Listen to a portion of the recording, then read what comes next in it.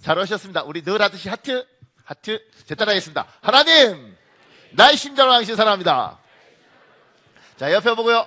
아이 컨택 하고요. 예수 그리스도의 심장을 왕신 축복합니다. 반대편 보고요. 예수 그리스도의 심장을 왕신 축복합니다. 고맙습니다. 우리 이단에 말씀하겠습니다. 내가 너로 큰 민족을 이루고 내게 복을 주어 내 이름을 창대하게 하리니 너는 복이 될지라. 너를 축복하는 자에게는 내가 복을 내리고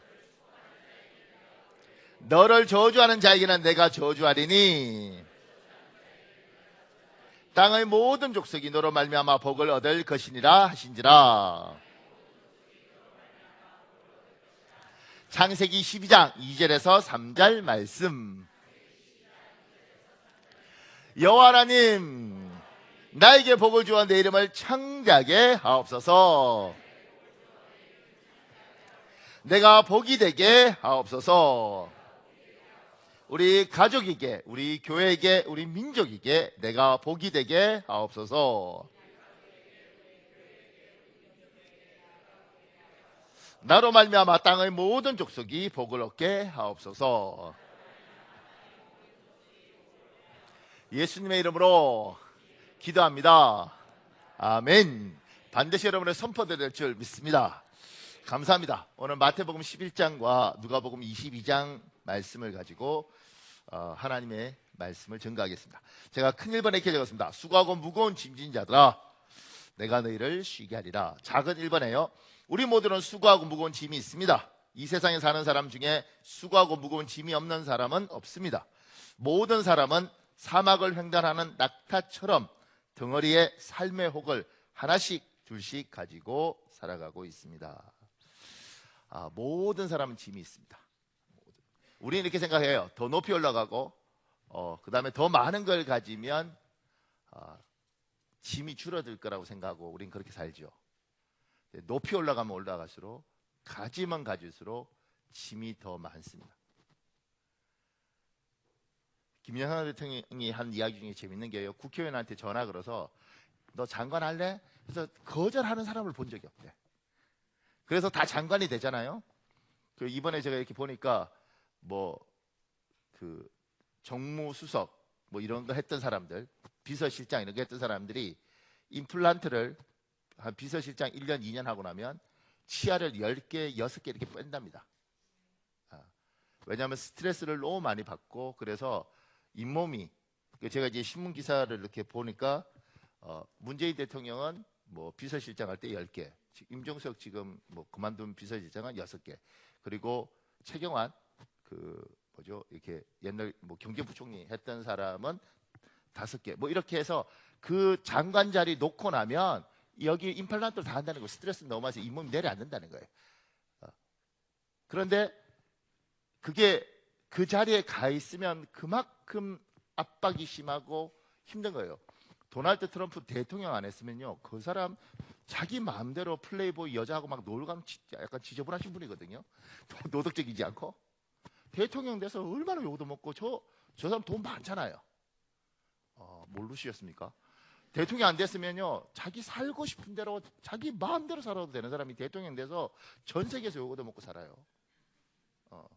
북한에 이렇게 머리 이렇게 약간 깍두기 머리 하신 분 있잖아요.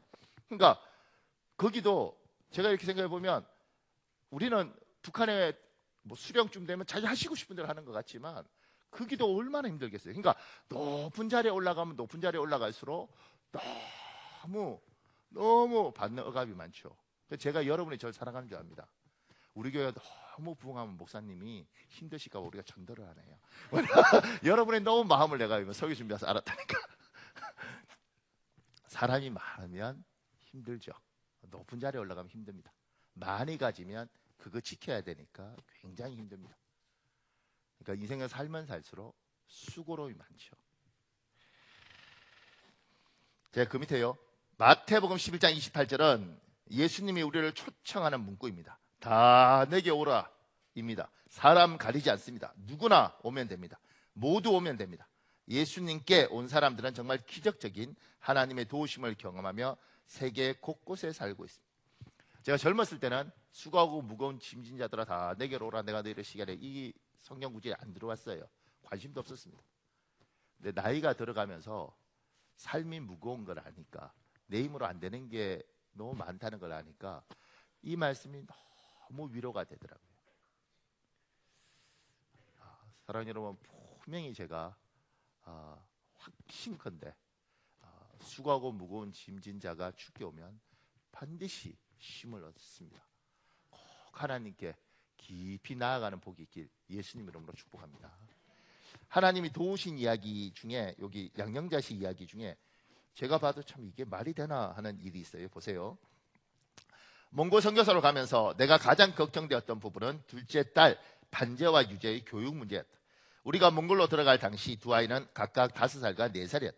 몽골은 한국과 달리 여러모로 교육시설이 열악했고, 그런 환경 속에서 아이들을 어떻게 양육하고 교육해야 할지 나로서는 도무지 감이 잡히질 않았다. 생산트 지역은 수도인 울란바토르에서 기차로 10시간이나 걸리는 외진 곳으로 교육 환경은 이전보다 더욱 열악했다. 우리 아이들을 홈스쿨링으로 교육했지만 나나 남편이 그 아이들의 필요를 충분히 채워줄 정도의 능력은 아니었다. 아이들에게는 부모 말고도 도움의 손길이 절실했다. 우리는 이를 간절히 바라고 기도했다. 하지만 누가 자원봉사자로 이 멀고 험한 외진 구석 빼기까지 찾아와서 도움을 주겠는가? 나는 기도를 하면서도 마음속으로는 정말 그런 헌신자가 나타난다면 그야말로 기적이라고 생각했다. 그런데 우리에게 선생님이 필요하다는 소식을 접하고 한 자매가 자원을 한 것이다. 대도시에서 유치원 교사를 하던 자매였는데 이 자매가 몽골 생산트 마을에 춥고 불편한 우리 집까지 와서 그것도 한겨울 내내 오들오들 떨면서 아이들을 위한 홈스쿨링을 해주었다. 이 자매는 아이들에게 요리도 가르쳐주고 아이들과 함께 집을 꾸미기도 하면서 부족한 한국어도 가르쳐주었다. 생산트 마을은 문화시설이 전무한 거의 수도원 같은 곳이라 영화관은 물론이고 아이들을 위한 놀이시설이나 심지어는 텔레비전조차 없었다. 그런 열악한 환경 가운데 이 자매는 그 춥고 긴 겨울을 우리 가족과 함께 버티면서 아이들을 웃게 해 주었다. 이 자매가 한국으로 돌아간 다음에는 입시학원에서 수학을 가르치던 선생님이 서울에서 생산트 마을까지 찾아왔다. 이 선생님은 유치원 교사처럼 아기자기하고 재미있지는 않았지만 아이들에게 꼭 필요한 것들을 가르쳐 주었다. 초등학교에서 배워야 할 과목들을 중심으로 수업을 진행하면서 학습의 기초를 단단히 다져 주었다. 그러는 사이 우리는 안식년을 맞아 호주에서 지냈고 영국 WEC 선교본부에서 선교훈련을 마친 후에 안식년을 마치고 다시 몽골로 돌아왔을 때 우리는 평생 잊지 못할 한 사람을 만나게 되었다. 바로 영국인 교사 로즈메리 우드 선생입니다. 로즈메리는 영국에서 9년간 초등학교 정식 교사로 근무한 교육 전문가였다. 우리가 이 선생님을 만나게 된 건 우연처럼 느껴지지만 난 그 안에 우리 아이들을 향한 하나님의 놀라우신 섭리가 숨어 있다고 확신한다. 그렇지 않고서야 어떻게 전혀 일면식도 없는 한국인 선교사 부부를 위해 그 멀고 먼 영국 땅에서 모든 것에 부족함이 없고 안정적으로 생활하던 선생님이 몽골의 오지 생산트 지역의 작은 마을까지 날아올 수 있었을까? 그리고 3년 동안이나 온전히 두 아이만을 위해 그것도 보수를 받지 않는 자원봉사자로 헌신할 수 있었을까? 상식적으로는 도저히 가능하지도 이해되지도 않는 이야기가 아닌가?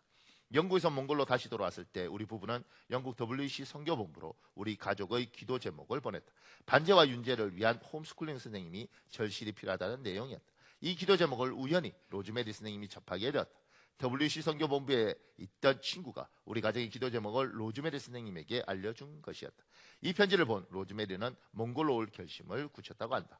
하나님의 도우심이었다. 로즈메리는 9년 동안 근무했던 초등학교에 한 치의 망설임도 없이 사표를 내고 가르치던 모든 초등학교 교과서를 챙겨서 울란바토르로 날아왔다. 우리 부부가 감히 상상하지도 못했던 꿈 같은 일이 일어났고 로즈메리는 우리 아이들에게 너무 큰 도움이 되어 주었다.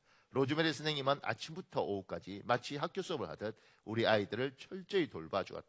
영국의 초등학교 교과서를 가지고 꼼꼼하게 전과목을 지도해 주었다.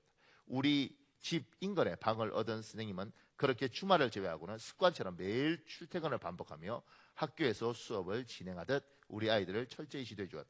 선생님은 모든 것을 자비로 충당하겠다고 했지만 너무 감사해서 방세만은 우리가 지불했다. 반제가 중학교로 진학해야 할 즈음 로즈메리 선생님은 3년의 자원봉사 기간을 꽉 채우고 영국으로 돌아갔다. 초등학교 선생님이었기 때문에 중등 교과 과정은 본인이 감당할 수 없다고 판단해 되돌아간 것이었다. 그리고 사표를 했던 학교로 복직을 다시 신청해서 지금도 교사로 활동하고 있다. 아이들은 이후 대전에 있는 국제학교에 들어가 공부를 한 뒤 모두 외국에서 대학을 마치고 현재 영국과 미국에서 각각 교사의 길을 걷고 있다. 자, 이게 말이 돼요? 그죠? 제가 이렇게 자꾸 읽어드리는 건 그러니까 목사님 이게 말이 돼요? 그러니까 저한테 그렇지 말고 이 양영자 씨한테 전화해서 말이 되냐 이렇게 물어보십시오. 그러니까 하나님이 일하시는 것들이 우리가 가지고 있는 요 어떤 이성적인 요거하고 비교할 수 없을 만큼 하나님 정말 놀라운 일을 하시는 겁니다. 그러니까 이 하나님이 양영자의 하나님뿐만 아니라 여러분의 하나님이심을 믿는 복이 있길 예수님 이름으로 축복합니다. 그리고 양영자 씨를 이렇게 도왔던 그 하나님이 반드시 여러분의 수고하고 무거운 짐도 져주실 줄 믿습니다. 고맙습니다. 제가 작은 2번에요 이렇게 적었습니다. 예수님께 오면 모든 수고와 짐이 해결됩니다. 주의할 점이 있습니다. 예수님은 말씀하십니다. 내게 배우라. 그리하면 너희 마음이 쉼을 얻으리니. 하나님의 방법을 배워야 합니다. 예수님께 오셔서 내 방법대로 살면 안 됩니다. 그러면 수고와 짐이 내려지지 않습니다. 어떤 분이 이런 이야기 저한테 하신 적 있죠. 목사님 제가 교회를 다니는데 제 인생이 나아지는 게 없습니다. 너무 힘들고 어려워서 살라고 교회를 왔는데 믿기 전에나 믿은 후나 인생은 달라진 게 없고 오히려 더 힘듭니다. 예배 오라 그러죠. 헌금하라 그러죠. 기도하라 그러죠. 아주 죽겠습니다. 아주 예수 믿고 더 힘들어 죽겠습니다. 이런 분들이 있어요. 만나보셨습니까? 의외로 많습니다. 이분들이 착각하는 게 있어요. 교회 오면 모든 것이 해결되는가? 옛날 하비콘에 한 사람이 있었습니다. 선교사였는데 한국에 오셨죠. 한국 이름이 가나베예요. 가나베.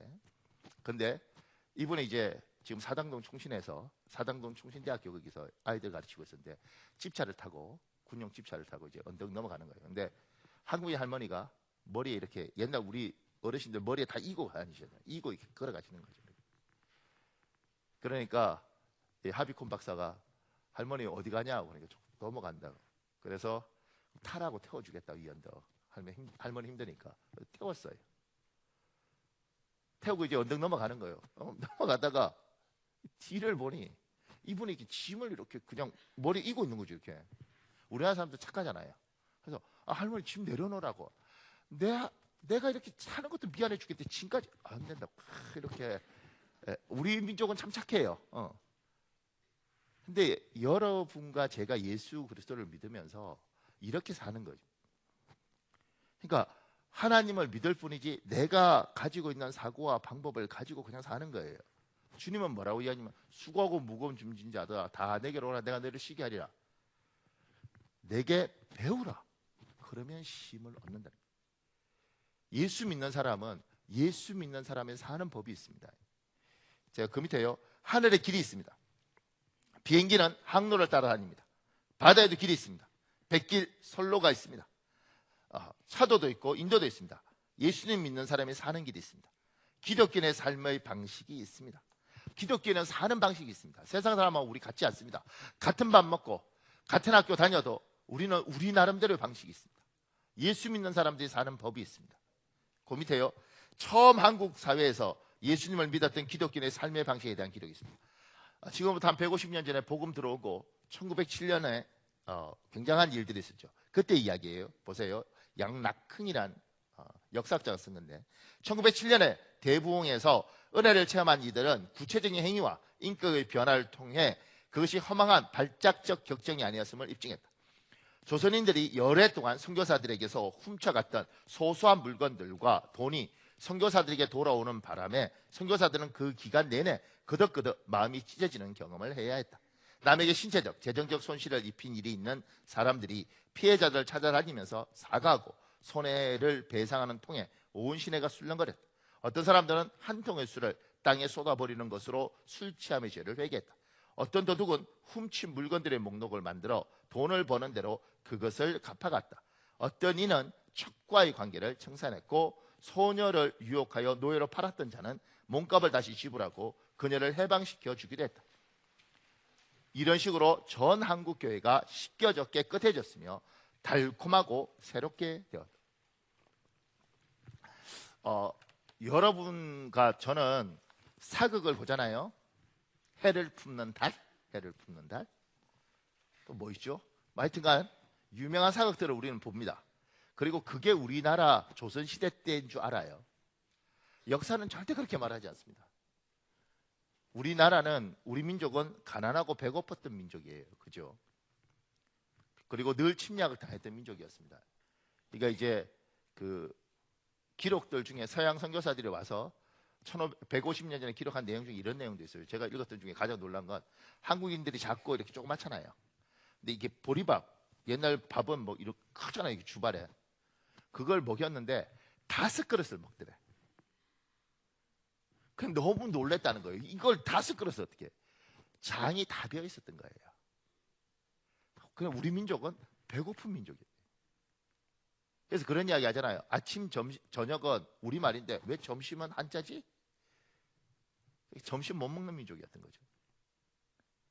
그러니까 굉장히 가난하고 배고픈 민족이에요. 그러니까 사극에 나오는 예쁜 여자애들 막 이렇게 뭐 꼬꼬꼬 뭐 이렇게 너무 예쁜 애들 볼 때마다 저는 그 생각해요. 조선 시대 때는 저기 분명히 이 뭐 이런 거 있고 막 이렇게 했네. 난 하나도 안 예뻐. 그리고 분명히 응가하고 낙엽으로 닦고 막 이랬을 텐데 하나도 안 예뻐. 새끼줄 갖고 닦고 막. 왜? 이게 역사적 사실이에요. 고증을 원하십니까? 우리 민족은 그런 이야기 있잖아요. 우리 민족은 새끼줄을, 화장실에 새끼줄을 말뚝 받고 새끼줄 하나 이렇게 놔뒀다는 거죠. 이렇게. 그러면 이제 줄 가지고 이렇게 닦고 가시고 닦고 이렇게 하시고 뭐 이렇게. 근데 일본 민족이 이걸 전파했는데 거기는 막대기를 2개 해서 새끼줄을 여기서 여기까지 하고 몸이 왔다 갔다 하고 뭐 이런 내용이 있어. 잠깐 내가 들어오라는 게 아니고 그냥 역사책에 그런 내용이 있더라고. 나 다 읽은 것만 이야기하는 거예요. 그러니까 그렇게 깨끗하고 뭐 이렇게 이게 아니고 정말 가난하고 배고팠던 우리 민족인 거죠. 그러니까 거기에 있는 것은 다른 거예요. 그래서 우리나라에 선교사들이 왔을 때 지금 여기 재밌는 게 뭐냐면 선교사들이 막 가슴을 찢어서 그러잖아요. 이게 한국인들이 회개하고 착한 짓을 하니까 선교사들이 미치는 거예요. 왜냐하면 선교사 기록에 이런 게 있거든요. 정말 조선 이것들은 안 된다 뭐 이런 게 있어요. 선교사로 어느 나라 가면 이 민족을 위하여 아골골짝 빈들에도 복음 들고 가겠습니다. 이렇게 간다고. 그죠? 근데 가서 당해보면,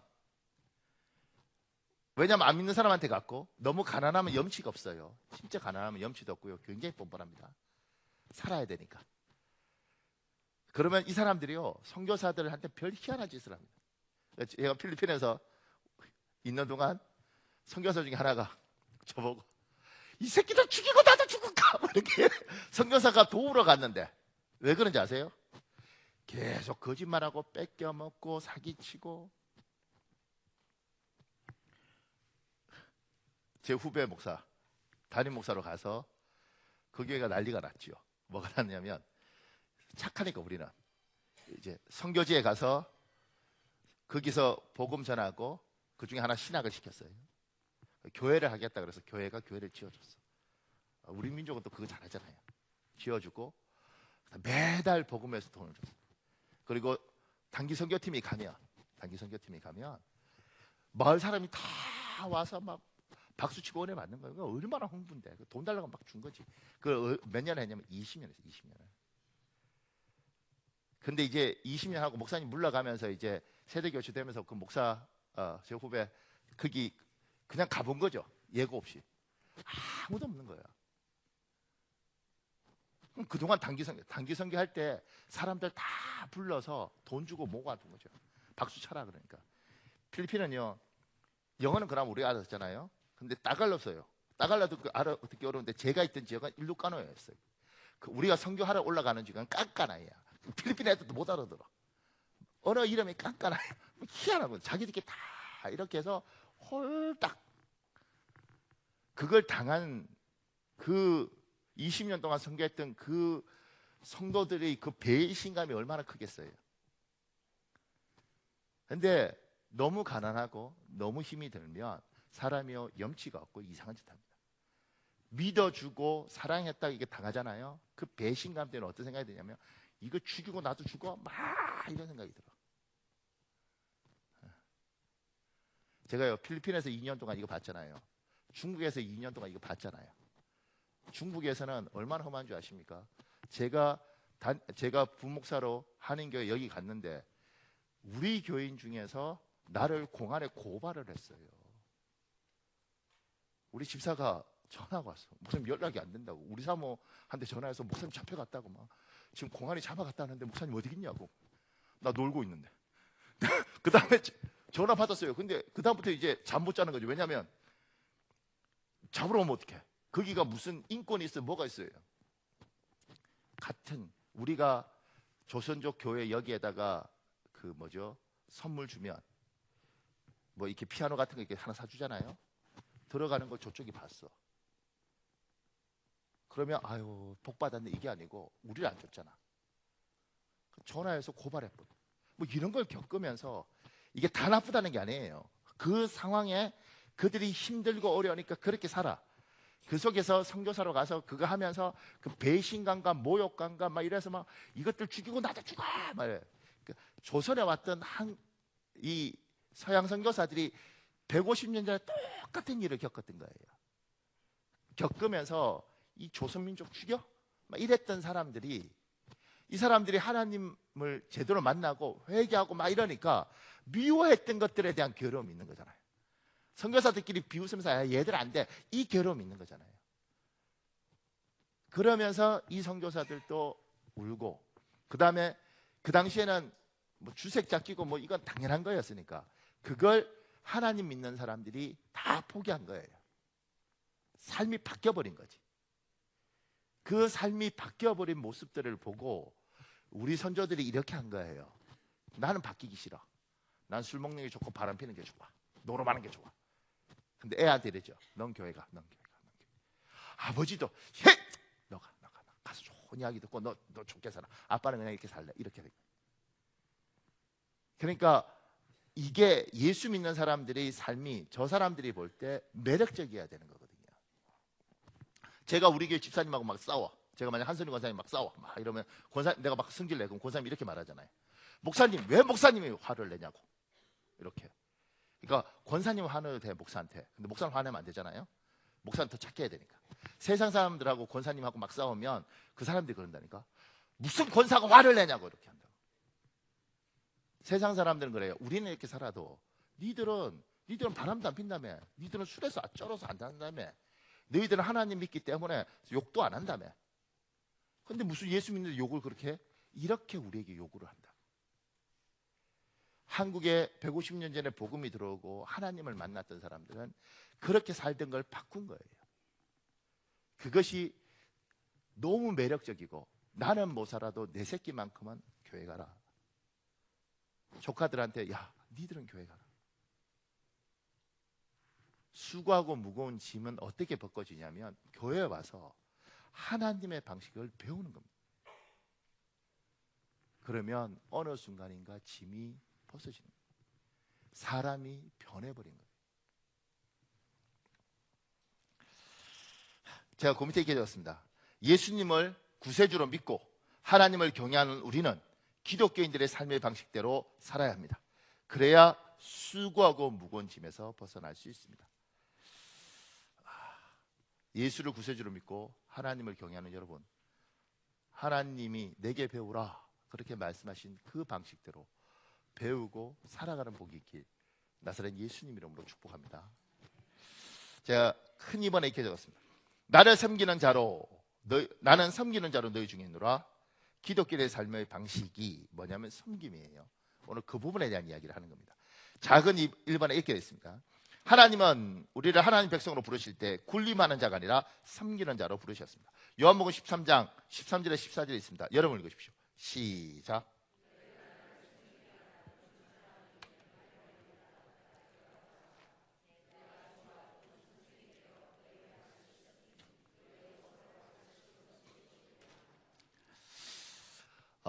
주께서 제자들의 발을 씻기셨죠. 이게 이제 그 당시에 가장 낮아져서 섬기는 자세인 것 같아요. 가장 낮아져서. 제가 이제 발 씻는 이야기 뭐 이런 거 이렇게 했는데 우리 교회 집사님이 부부가죠. 여자 집사님이 은혜를 받았어. 남편이 힘들 텐데 나도 남편의 발을 씻겨줘야겠다. 근데 진짜 집에 남편이 와서 너무 힘들어서 침대에 막바로 누워버리더래.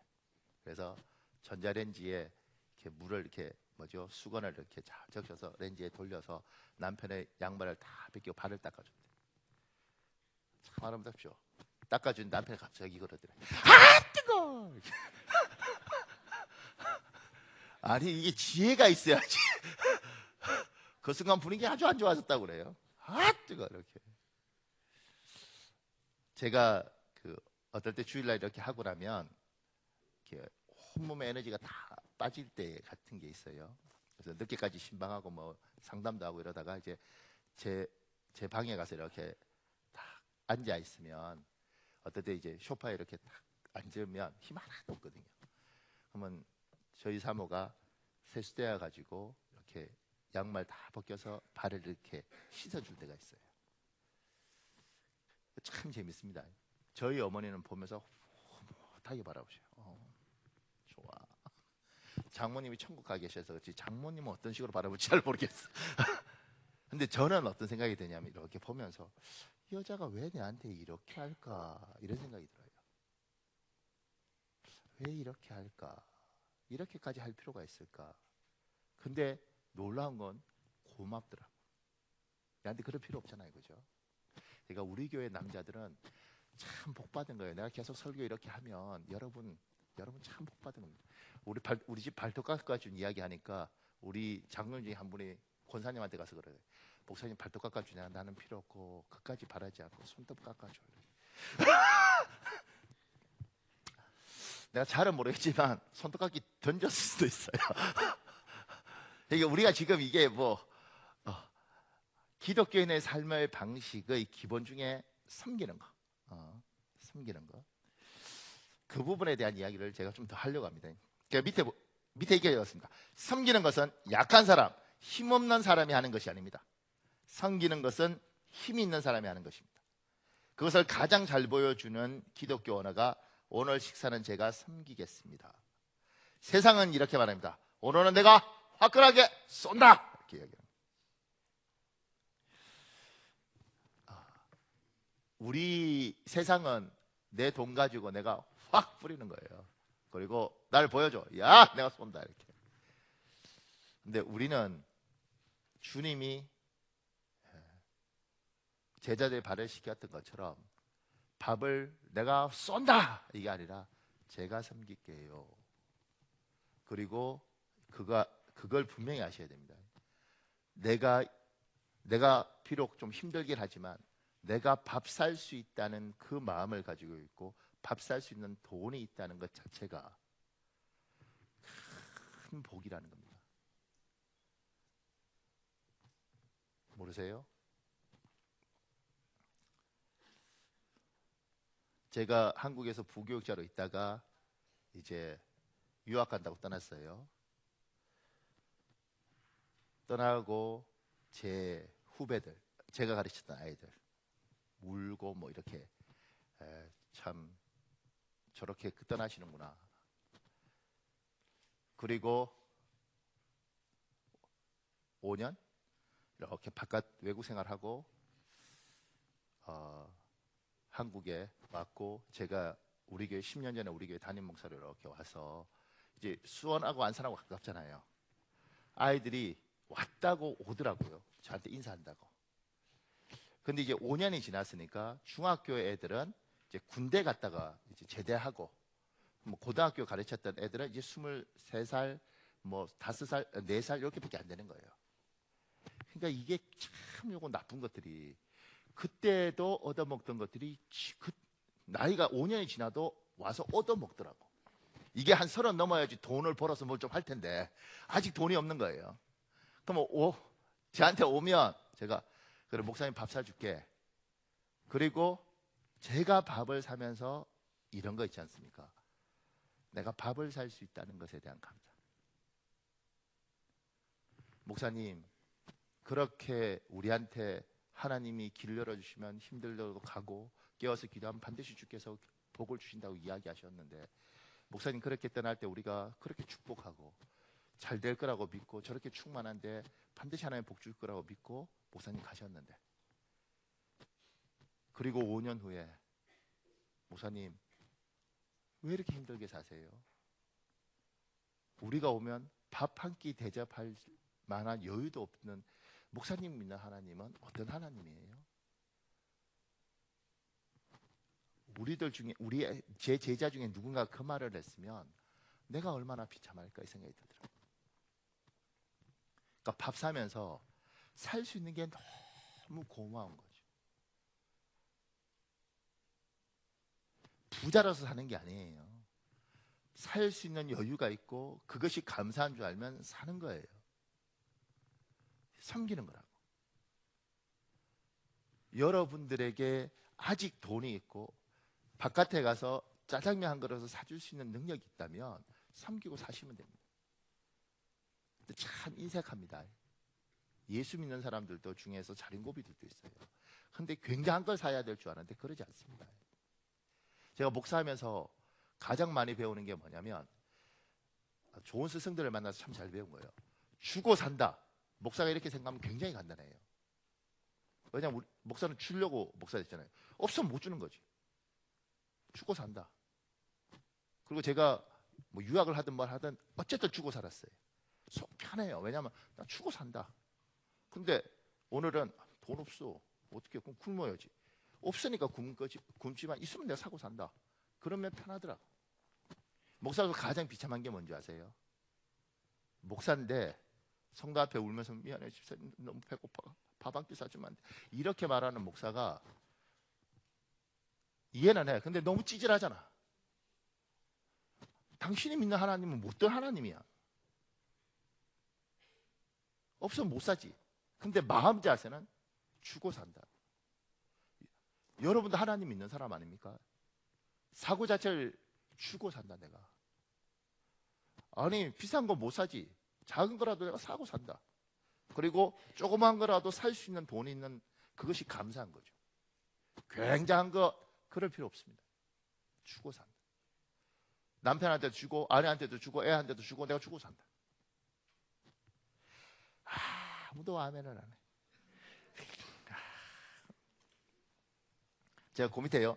1977년 로버트 그린 리프는 헤르만 헤세의 소설 동방으로 가는 여행에서 아이디어를 얻어 서번트 리더십 이론을 추천합니다. 종의 리더십, 섬김의 리더십으로 번역된 이 용어는 나중에 경영학에서 회자되는 대표적인 리더십 중에 하나가 되었습니다.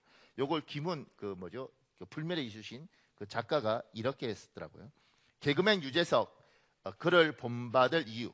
과거의 리더라고 하면 흔히 권위적이고 독재형 리더를 떠올려졌다. 그러나 요즘은 나서는 리더와는 다르게 뒤에서 챙겨주고 뒷받침해주는 리더들이 더욱 주목을 받는 시대. 요즘 TV 3사 예능 프로그램에서 가장 두각을 나타내고 있는 개그맨 유재석이 그 리더십의 대표적인 예다. 그가 개그맨으로 데뷔한 지 한참 지나서 결국 오늘의 성공을 거두게 된 것도 자기가 튀면서 전체를 스스로 끌고 가기보다 남의 장점을 끌어내고 잘 받쳐주는 편안한 리더형으로서 이미지를 구축한 데 있다. 이 같은 리더십을 서번트 리더십이라고 하는데 다른 말로 하인 리더십이라고 한다.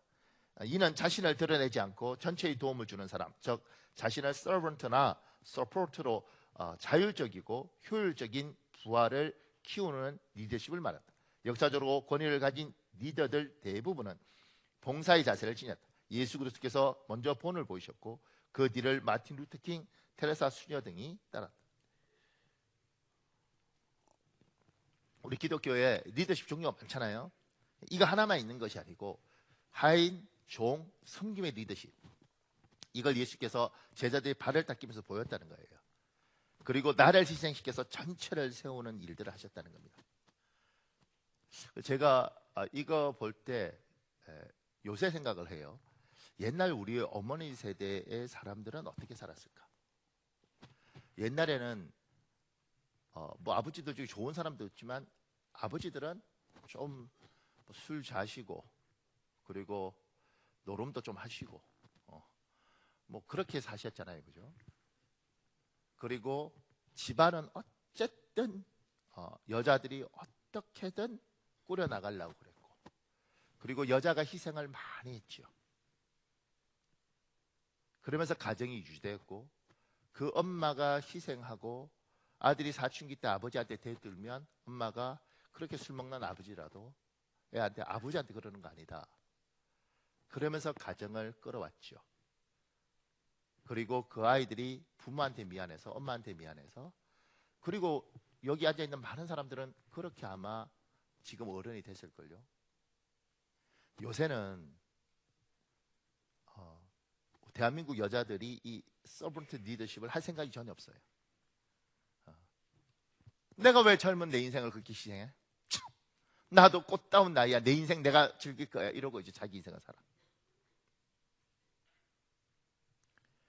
그러니 제가 보니까 남자는 이게 안 되더라고요. 그러니까 여자가 포기하니까 집안이 붕괴가 됩니다. 지금 대한민국의 가정의 붕괴는 남자가 뭐 다 이거 100% 그런 거 아니지만 남자가 못했지만 붕괴는 여자 때문에 온 거예요. 왜냐하면 너무 힘든 일이지만 여기가 그래도 가정을 지키려고 했으면 지켜줄 가능성이 많아. 근데 그런 거 있잖아요. 너무 억울하잖아. 나도 똑똑하고 잘나고 예쁜데 내가 왜 내 인생을 그렇게 희생해? 논리적으로 100% 맞는 말이잖아요, 그죠? 그래서 여자들이 자기 인생을 살아버린 거예요, 이 대한민국에. 그러면서 집안들이 이렇게 쑥대밭이 된 거예요. 남자들은 옛날이나 지금이나 똑같아. 제가 이제 나이 들면서요, 성경적이지 않고 제가 경험적으로 뭐냐면 남자는 50이 넘어야 철이 듭니다. 50전엔 거의 공부는 잘할 수 있어도 철이 안 됩니다.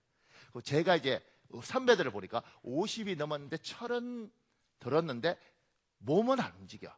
몸은 언제 움직이면 70이 넘어요. 그리고 그러니까 억울하면 반드시 이혼하지 말고 붙어서 70까지 버티십시오.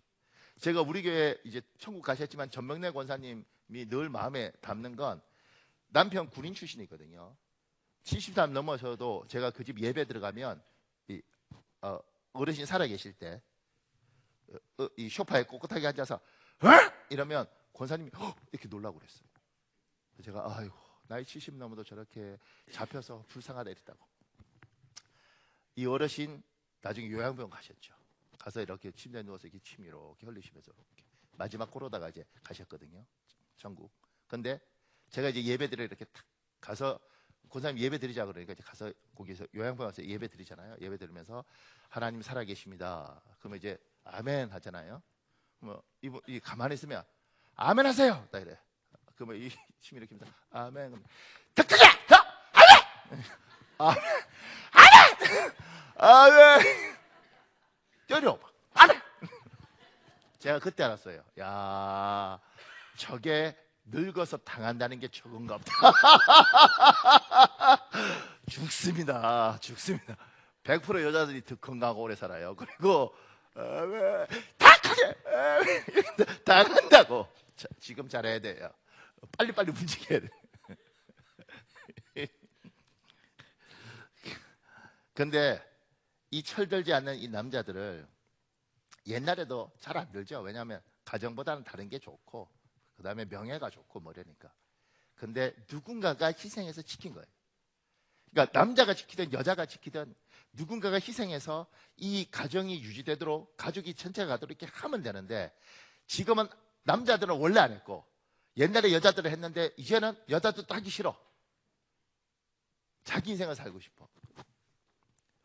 제가 20년 전에 이스라엘에 있을 때 키부츠 생활할 때 그때 결혼 안 하고 동거하는 애들이 있었거든요. 많았어요. 근데 그 군인 출신 여자애가 있었는데 제가 넌 남자친구가 없니? 있대. 결혼 안 하니까 동거한대. 왜 동거해? 결혼. 그러니까 자기는 하고 싶은데 남자가 노한대. 그래서 그냥 산대요. 그러면서 그때 제가 들었던 게 뭐냐면 이혼율이 93%라는 거예요. 난 잘못 들은 줄 알았어요. 3번인가 물어봤는데도 93%라는 거예요. 우리나라 그때 뭐 이스라엘에 대한 통계도 없는데 뭐 알겠어요? 제가 안 믿었어요. 93% 이게 말이 돼? 그거 제가 미국에 이렇게 보면서 야, 이 93% 되겠는데? 이 생각이 들더라고. 그리고 우리나라도 그렇게 갈 겁니다. 왜냐하면 어차피 희생 안 할 거기 때문에 갈라서는 거예요. 제가 미국에서 전도하여서 예수 믿고 결혼하고 미국 시민권이 되고, 여자애가 이제 미국 코넬이라는 아이비리그 대학 나왔어요. 결혼했어요. 우리나라 초등학교도 가는데 결혼했는데 이번에 딸 낳았거든요. 딸 셋인데 얘하고 이야기할 때 제가 같이 이야기하면서, 야, 너희들은 갈라서면 편하겠다. 왜냐면 돈 관리가 아예 따로 쫙 돼 있어요. 아파트 렌트비는 네가 내고, 차값은 네가 내고, 뭐는 네가 내고, 돈 이렇게 해서 딱 갈랐을 때 재산 문제가 하나도 없어. 쫙 갈라서게 돼 있어. 그래서 제가 괜찮니? 그러니까 살아야죠.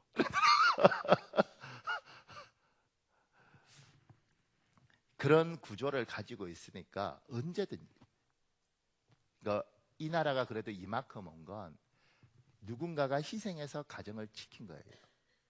근데 지금 여자분들은 남자는 희생을 잘 모르고 여자는 희생할 생각이 별로 없고, 지금 우리 아이들은 엄마를 보면서 엄마 왜 그렇게 바보같이 살아?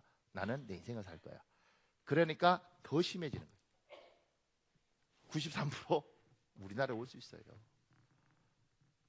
그리고 옛날에 목사님들은 이혼 무슨 하나님이 쫙 쥐어준 것을 사람이 나눌 수 없다 이렇게 설교했는데, 지금은 그렇게도 못해. 왜냐면 하나님 짝 지어주지 않고 지그들끼리 막 결혼하고 그랬기 때문에 짝 지어줬는지 안 지어줬는지 잘 모르겠어요.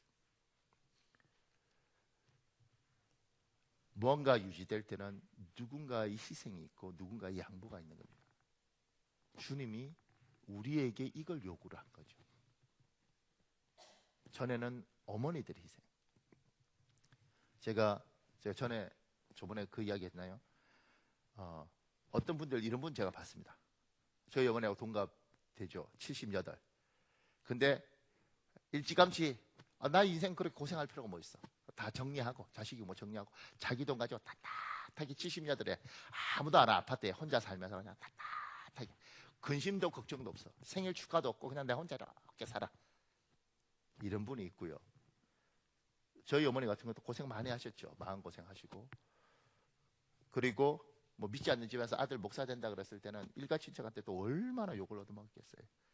근데 그 희생 후에 70여들이 돼서 얼마 전에 제가 밥 먹다가 어머니 고맙습니다. 어머니가 그때 보따리 사서 도망가셨으면 제가 사랑구실 했겠습니까? 어머니가 그래도 아버지하고 사시고, 참고로 우리 아버지 괜찮은 사람이에요. 내가 자꾸 이야기하면 우리 아버지 이상하게 막나니 같은데, 우리 아버지 현대장소에서 정혁지가 괜찮은 사람이에요. 단지 술을 좋아하신 거지. 단지 어머니한테 평생 사랑한다는 말을 안 하신 거지. 단지 한 번도 날 알아준 적이 없는 것이지. 그런 것이지 우리 아버지 괜찮은 사람이에요. 우리. 근데 그래도 자식들 보고 힘들어도 가정 지키고, 제가 우리 아버지한테 대들면 아버지한테 그러는 거 아니다 그러고, 그렇게 와서 아버님 천국 가시고 저희가 있기 때문에 어머니 고맙습니다. 어머니가 그래도 가정을 지켜주셔서 제가 목사도 되고 이렇게 새 아이 아버지 되고 사랑구실 하는 거죠. 어머님은 그래도 목사님 잘 자라서 고맙지. 그리고 이 70여들이 10년이 되든 언제 되든 두 사람 다 이 세상을 떠나겠죠. 그리고 저희 어머니는 그 앞에서 천국을 갔지만 제가 울면서 새 손주한테 너희 할머니 진짜 고마운 사람이다.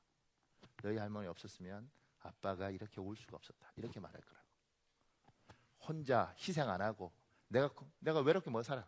다 깨버리고 자식이 다 필요 없어. 그냥 내 아파트 하나 있고 내가 연금 받아서 내가 탓하게, 그 70여들이 10년 후에 세상을 떠났을 때 아무도 없는 그 빈소에 아무도 슬퍼하지 않고 저러다가 갔는가 보다. 이 무덤이 있는 거예요. 목사가 되면 별일을 다 겪어요. 어떤 분이 세상을 떠났는데 자기 인생을 사시려고 그렇게 사신 거예요. 자식들 아무도 안 찾아오더라고. 엄마가 우리를 버렸으니까. 근데요, 대구에 있는 조카가 왔더라고. 그 통장에 있는 돈 우리 주세요. 안 주시면 고소할 거예요. 그럼 돈 주면 장례 치르시겠습니까? 내가 왜 장례 치러요? 돈 드릴 테니까 장례 치르세요.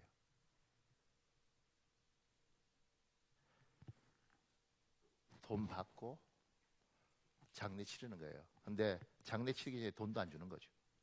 장례 다 치른 거 확인하고 돈 주는 거예요. 이게 현실에 있는 일입니다. 그러니까 지금 여기서 고생 많이 하고 희생한 사람들 있죠. 여러분 희생 결코 헛된 거 아닙니다. 누군가는 보고 있고 하나님이 누군가를 통해서 위로하는 겁니다. 잘 이기십시오. 잘 이기십시오. 제가 그 밑에요. 작은 이번에 어떻게 섬길 것인가? 무엇으로 섬길 것인가? 한 칸 더 밑에 있게 됐습니다. 섬김은 내게 있는 것을 나누어 주는 것입니다. 물질을 나누어 주는 것이 가장 기본입니다. 사랑이란 감정도 나누어 주는 것입니다. 인사라는 친절도 나누어 주는 것입니다. 여러분 사도행전 20장 35절에 있습니다. 여러분 읽어볼래요? 시작.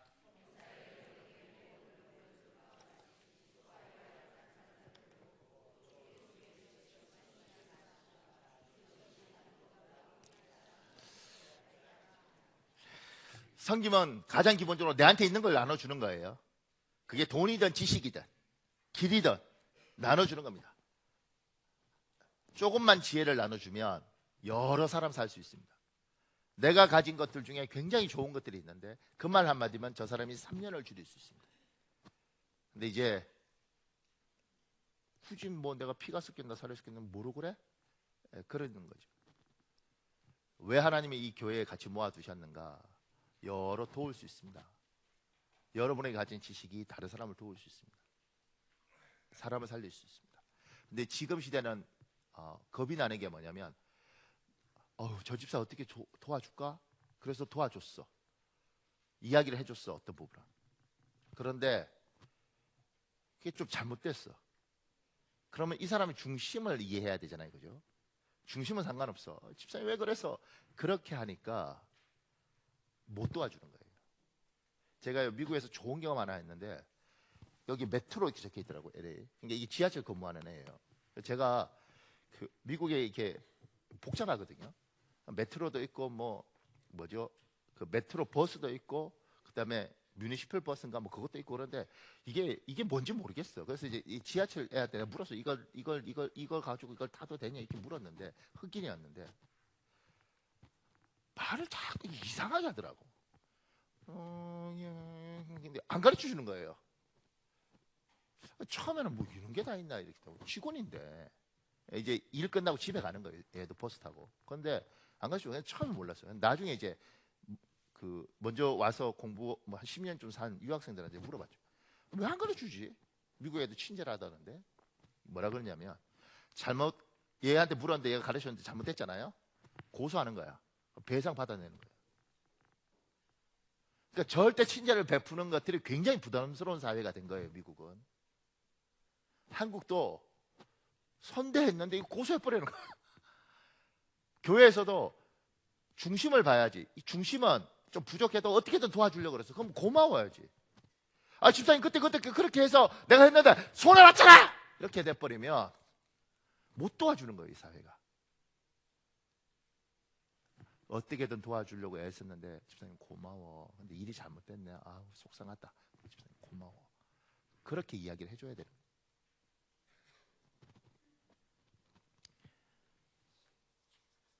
그러니까 직장 소개시켜주기도 어렵고 중매 쓰기도 어려워. 우리 사모는 중매 좋아합니다. 우리 청년들 늙어가니까 겁나는 게 뭔지 아세요? 중매 썼어. 또 직장 소개시켜줘서 목사님 머리 개떡같은 직장을 소개시켜 이러면 어떡해? 목사님 예쁘다 그래서 자매가 너무나 예쁘다 왔는데 안 예쁜데요? 그럼 어떻게? 그러니까 중심을 봐. 중심. 고맙구나. 애쓰는구나. 그래야 다음에 또 도움을 받는 거예요.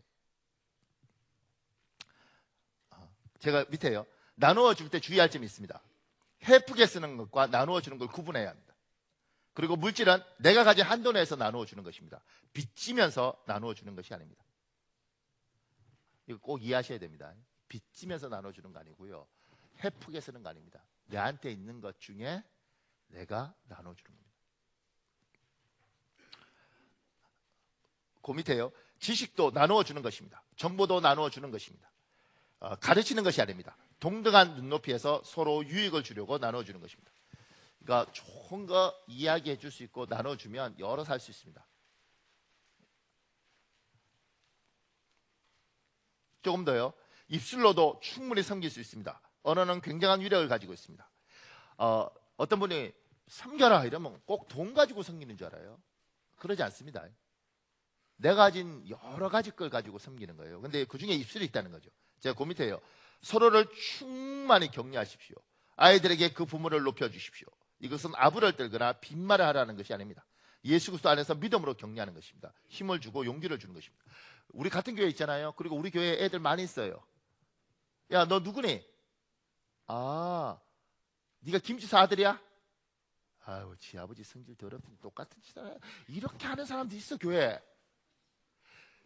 야, 너 왜 이렇게 산만하고 별나? 엄마가 누구야? 이 집사야? 네가 무슨 잘못이 있겠니? 급히가 급히. 아이, 아이고. 난 미친다니까, 미친. 그러니까, 교회 안에서, 우리 한 교회잖아요. 내가 저 집사를 도울 수 있어요. 그 중에 하나가 뭐냐면, 이 아이의 누구나 아버지를 사랑하고 엄마를 사랑하고 싶어 해요. 그잖아요. 그리고 아버지와 엄마한테 자부심을 갖고 싶어 해요. 그러면 너 누구니? 아, 네가 이 집사 아들이구나. 참 네 아빠 훌륭하다. 네 아빠 참 귀하다. 그 말 한마디면 충분히 이 사람을 도와주는 거라고. 아, 네가 그 권사님 딸이구나. 네 엄마 정말 기도 열심히 하던데 너 잘 되겠다. 이게 돈이 들어가 뭘까? 돈도 인색한데 칭찬도 엄청 인색한 사람도 많습니다. 아, 신랑이세요? 아, 집사님 신랑은 멋있다. 누가 키가 크대 눈이 크대 그냥 멋있는 거지. 멋있다. 그 말 한마디면. 근데 그거 안 해. 그리고요, 아무 생각 없이 갑자기 이상한 말이 튀어납니다. 신랑이야? 아이고, 집사님 아깝다. 고생 많이 하겠네. 희한한 사람도 많아요. 예수 믿고 우리가 하나님의 방식이라는 게 나눠주는 것 중에 하나가 뭐냐면 말로 풍성하게. 제 후배 중에 하나가 그러더라고요. 목사님, 제가 영어 단어 중에 이 단어를 좋아합니다. 그래서 그러니까 encourage 그러더라고요. 그게 커러지가 용기거든요. encourage가 용기를 이렇게 푹 붙어주네. 자기는 그 영어 단어가 너무 좋아. 누군가에게 힘을 주고 용기를 주고 심어주는 거. 그건 하나님의 사람들이 하는 거예요. 그러니까 항상 아이들에게 엄마를, 아버지를 인카라지 하는 거죠. 네 엄마 고마운 사람이다. 아빠하고 살기 쉽지 않은데 네 엄마가 아빠하고 살아줘서 고마운 사람이다. 이렇게 말하는 게 집안을 살리는 거잖아. 이해가 안 가십니까? 네 엄마 참 거시기하다. 아빠가 발등을 찍었어. 너 진짜 뭐 여자들 중에 있잖아. 너 네 아버지 같은 거하고 결혼하는 순간 너도 죽고 나도 죽는 거야. 왜 그딴 말을 하냐고. 그게 무슨 도움이 된다. 근데 우리는 그렇게 살아요. 진짜요. 희한하다고. 그러니까 교회 안에서 우리 옆에 있는 집사를, 그 다음에 우리 아이들을 그렇게 격려하는 거예요. 그거 굉장한 섬김입니다. 별거 아닌 것 같지만 굉장합니다. 누가 그랬어요? 목사님 아이들은 중학생이 되면 애들이 많이 처리되는 것 같아요. 이러더라고. 그게 굉장히 고맙더라고. 근데 가만히 생각해보니까 욕이야. 왜냐면 초등학교 때 이상한 짓 한다는 거잖아. 그렇잖아. 근데 그 말이 뭐냐면 목회자로 살고 있기 때문에 저는 우리 애들한테 니들이 목사 아들인데 왜 그래? 이런 말을 한 적이 없거든요. 그게 반드시 사단이 쓴다고 생각하기 때문에 말을 하지 않아요. 근데 내가 목사인데 내 아들이 딴 사람이 생각할 때 목사 아들이니까 괜찮을 거라고 생각할 텐데 반듯하기를 원치 않겠어요? 근데 이게 내 눈에는 별로 그렇게 뭐 나쁘지는 않은 것 같지만 그렇다고 그렇게 예뻐 보이지도 않는데, 그런데 누군가가 목사님 애들은 중학교에 가면 철이 드는 것 같아요. 그 말을 잡는 거지. 이게 믿음의 격려예요. 그리고 그 기대를 가지고 사는 거지. 그걸 기어이 망가뜨려야겠어요?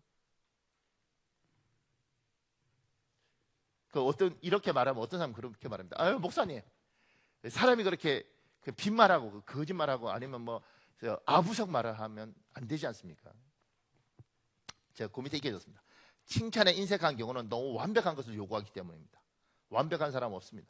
100% 중에 20%가 좋으면 20%만 보십시오. 그리고 이 20%에 대해서만 마음껏 칭찬하십시오. 제가 저기 설교 준비하고 밤에 강당상에 와서 이렇게 기도하다가 갑자기 생각나더라고요. 집사님, 공부 잘한다며. 공부 잘하면 뭐해? 운동이 아주 그냥 젬병이야, 젬병 달리기. 집사님, 운동 굉장히 잘하는데, 운동 잘하면 뭐야? 공부를 해야지, 공부를. 집사님은 운동도 잘하고 공부도 잘한다며? 그럼 뭐야? 키가 작은데. 뭐 어떡하자는 거예요? 그러니까 우리는 좋은 거 그냥 보는 거예요. 그냥 이거 보고 이야기하는 거야. 누가 키 이야기 하나, 누가 운동 이야기, 그럼 좋은 거 보면 그냥 이야기만 하는 거예요. 근데 이걸 안 해. 잘 보십시오. 교회 어른이 되고 교회 기둥이 되려면 좋은 것들을 보고, 그게 80%가 나빠도 나쁜 건 나쁜 거고 좋은 건 이걸 보고 이걸 하는 거예요. 근데요, 웃긴 사람들 많습니다. 목사님들 중에서도요, 갔는데 교회가 너무 좋아. 목사님, 교회가 너무 좋아요. 너무 예뻐요. 목사님, 이게 다 빗덩어리야, 빗덩어리. 그럼 왜 그딴 이야기를 하냐고. 왜 그딴 이야기를 하냐고. 그 이야기를 왜 하는 거냐고. 제가 보면서 왜? 그냥 집사님 너무 예뻐요. 그죠? 하나님 너무 예쁜 거 주셨어. 할렐루야. 감사합니다. 좋은 거 보고 좋은 거 이야기하면 되지. 우리가 완벽한 사람을 찾으면 안 되는 겁니다. 그런 사람도 없고. 그러니까 그냥 좋은 거 이야기하면 되는 거예요. 아유, 창대교회 목사님 참 좋더라. 찬양하는 거 들어봤어? 고막을 갈아야 돼, 고막을. 미친다. 왜 그런 이야기를 하냐고. 그렇잖아요. 그냥 그 이야기 안 해도 되잖아. 목사님, 우리 목사님 너무 좋아. 그럼 되지. 목사님 좋아 보이지. 사모님이 아주 죽어난다네. 그 이야기를 왜 하냐고. 우리끼리는 죽어나도 좋아. 잘 살고 있는데 왜 그러냐고. 그러니 돈에 인색한 사람도 있지만요, 칭찬에 인색한 사람도 있고 격려에 인색한 사람도 있습니다. 칭찬 그러니까 좀 그런데 격려하는 거예요. 그리고 그거 아십니까? 아버지의 격려를 듣고 싶어 몸부림치는 애가 있다는 거. 제가 이렇게 설교하면서 그 생각 들더라고요. 돈만 주는 게 아니고 격려만 주는 게 아니고 눈빛도요. 애한테 눈빛도 부모가 주는 거예요. 집에 가서 아들, 야, 딸, 이렇게 바라봐 주기만 해도 그게 얼마나 애한테는 힘이 되는지 몰라. 근데 이걸 안 해줘. 이게 얼마나 높은 에너지가 든다고. 아들, 사랑한다. 이걸 안 봐줘. 딸. 그리고 그냥 눈만 이렇게 마주치면 쑥스럽지. 근데 이렇게 보고만 있어도 애는 알아. 우리 아버지가 날 사랑한다는 거. 이거 해요, 안 해요? 안 하지. 그게 쑥스러울 수도 있지만 인색한 거예요. 그러니까 우리 교회 내가 예배 드리면 재미잖아요. 얼굴 보고 예수 그리스도 심장으로 당신을 축복합니다. 이럴 때 눈 마주치는 거 진짜 힘들어하는 사람들 많습니다. 어떤 사람은 요거 끝나고 온대. 하기 싫어서.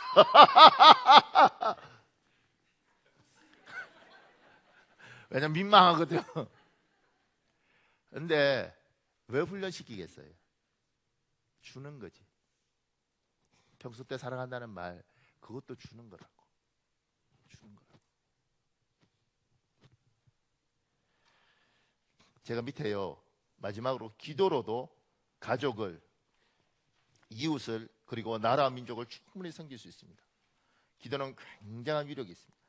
읽어보면 좋은데요. 제가 이용남 씨가 쓴, 이용남 선교사인데 복음의 미시다 중에 굵은 것을 쓴 거 있죠. 하나님, 내 아들을 목베어 죽인 민족이지만 아들의 죽음이 헛되지 않도록 조선이 주님 앞에 돌아오기를 바랍니다.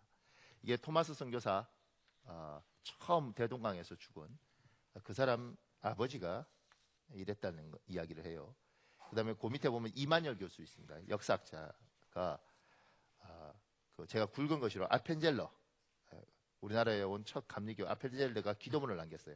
1885년에 우리는 부활절에 이곳에 도착했습니다. 오늘 사망의 빗장을 산산히 깨뜨리고 부활하신 주님께서 이 나라 백성이 얽매여 있는 굴레를 끊으시고 그들에게 하나님의 자녀가 누리는 빛과 자유를 허락해 주십시오. 이게 한 150년 전에 다 쓴 기록문들이죠. 그리고 긴 세월 기도했죠. 그리고 이 민족이 정말 많은 사람이 예수를 믿어요. 세상에서 욕을 하든 말든 간에 예수 믿는 사람이 정말 많은 거죠. 이런 나라가 없습니다. 기도는 내가 나라를 어떻게 돕겠어? 기도는 나라를 돕습니다. 기도는 민족을 돕습니다. 그러니까 기도는 사람을 돕습니다. 기도해 주라는. 얼굴 볼 때 많이 힘든갑다. 속으로 기도해 준 거예요. 하나님 도와주십시오. 하나님 저 집사 도와주십시오. 저 힘든 가운데도 하나님 웃고 있네요. 하나님 우리 김 집사 도와주십시오. 그리고 교회의 어른이 되면 붙잡고 집사님 우리 잠깐만 기도할까? 그리고 붙잡고 기도하는 거예요. 하나님 우리 이 집사 꼭 축복해 주십시오. 누가 화려하게 하래? 대단하게 하래? 그런데 하는 거죠. 우리가 줄 게 뭐 있냐? 기도도 주는 겁니다. 저를 위해서 기도해 주 하나님 반드시 길 열어 주십시오. 주님 도와주십시오.